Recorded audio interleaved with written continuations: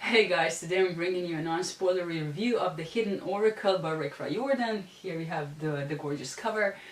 This is the first book in his new series called The Trials of Apollo, and it tells the story of, Apollo being punished by Zeus and turning into a human boy, and then his rise again, I suppose, back into his godhood.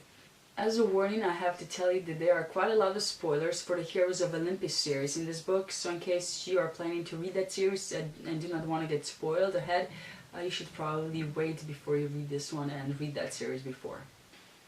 We get to meet Apollo as he is beginning his human life on Earth by being dumped into a dumpster full of garbage.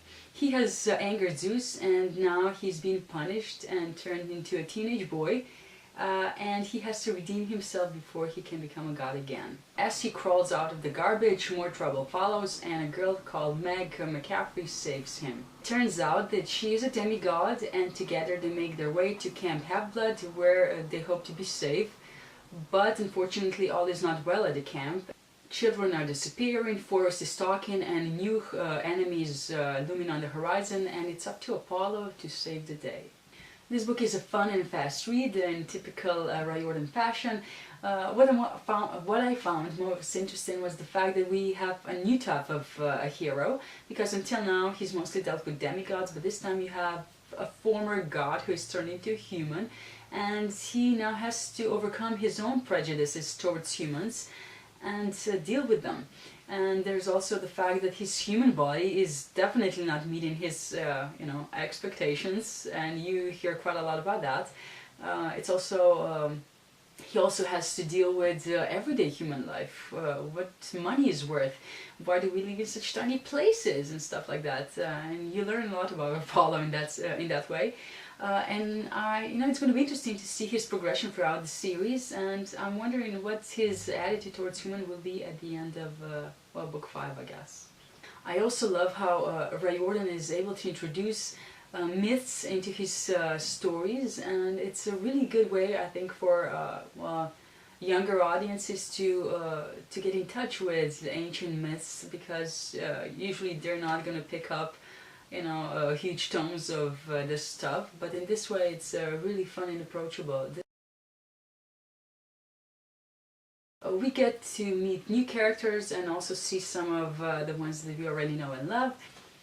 Apollo is everything you would expect a former god to be. He's arrogant, basically a drama queen. Nothing is meeting his high expectations. He expects everything to revolve around him, and of course nothing is.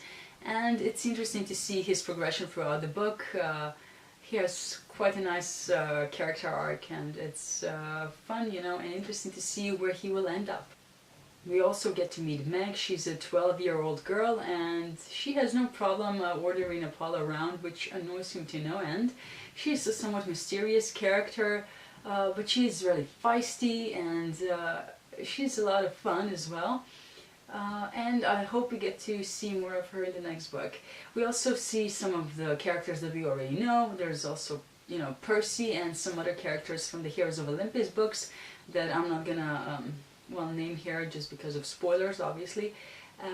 But it's really fun to be back in this world, to be back at Camp Half-Blood.